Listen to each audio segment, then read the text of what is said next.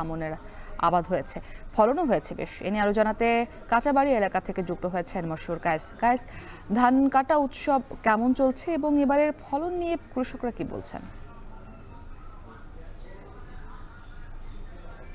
মুক্তি ধান কাটা উৎসবের কথা যদি বলি, যেহেতু এটা আসলে বুড়ো ধান নয়, এটা রোপা আমন ধান যেটি, এখানে কিন্তু কিছুটা রয়ে সয়ে যদি বলি যে একেবারে ঢিলে ঢালা ভাবে আয়েসি ভঙ্গিতে কিন্তু কৃষকরা জমির ধান আসলে কাটতে পারছে। এর একটা বড় কারণ হচ্ছে আবহাওয়াটা কিন্তু বেশ অনুকূলে এবছর আসলে কিশোরগঞ্জে এই রোপা আমন ধানের ক্ষেত্রে এখনো পর্যন্ত কোথাও কোনো আসলে পরিবেশের কোনো অপ্রীতিকর কোনো ঘটনা দেখা যায়নি, কিংবা পানি বা জলাবদ্ধতাও নেই।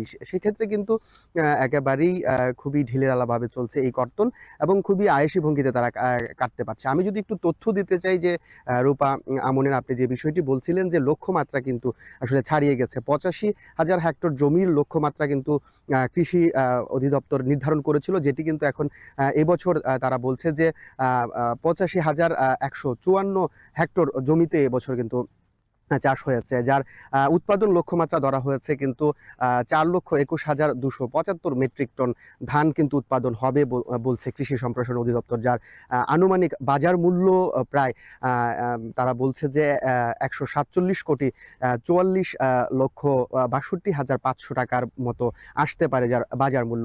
আমি যদি বলি যে কিশোরগঞ্জে সবচাইতে বেশি যে রোপা আমন ধানের আবাদ হয়েছে সেটি হচ্ছে করিমগঞ্জে, যেখানে এই উপজেলাতেই শুধুমাত্র ১৩,২০০ হেক্টর জমিতে কিন্তু আসলে এই রূপা আমন ধান আবাদ হয়েছে।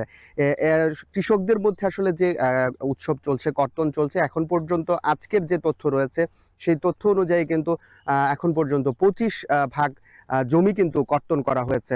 তবে কৃষি সম্প্রসারণ অধিদপ্তর যে বিষয়টি বলেছে, এখানকার যে উপপরিচালক রয়েছে আবুল কালাম আজাদ, তার সঙ্গে কথা হয়েছিল। তিনি যে বিষয়টি আসলে বলছেন যে নিয়মিত তারা কৃষকদেরকে আসলে পরামর্শ, সার সহায়তা এবং বীজ, যেই তাদের যে বীজের সহায়তা রয়েছে সেটিও কিন্তু তারা নিয়মিত দিয়ে গেছেন এবং পরামর্শ দিয়ে গেছেন, যার ফলে তারা বলছে যে এবার ফলনও কিন্তু বাম্পার ফলন হয়েছে এবং কৃষকরাও কিন্তু এই বিষয়ে আসলে অনেক খুশি। তো এই ছিল আমার কাছে কিশোরগঞ্জ থেকে রূপা আমন ধানের সর্বশেষ তথ্য। মশহুর কায়েস যুক্ত ছিলেন কিশোরগঞ্জ থেকে।